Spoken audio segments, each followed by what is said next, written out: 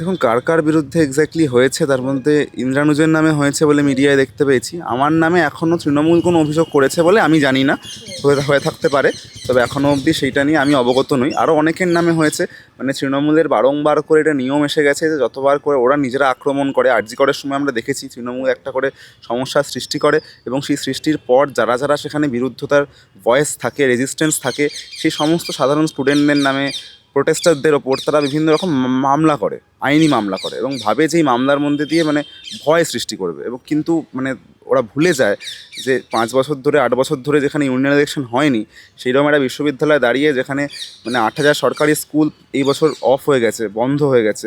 যেখানে মানে শিক্ষা খাতে স্টাইফেন্ড প্রত্যেক দিন কমছে এবং মানে এই বিশ্ববিদ্যালয় একটা মানে পশ্চিমবঙ্গের বুকে অন্যতম বিখ্যাত বিশ্ববিদ্যালয়, সেই বিশ্ববিদ্যালয়ে ফান্ড ক্রাইসিস, মানে অধ্যাপক নেই, এই রকম সমস্যা হচ্ছে। সেই জায়গা থেকে শিক্ষা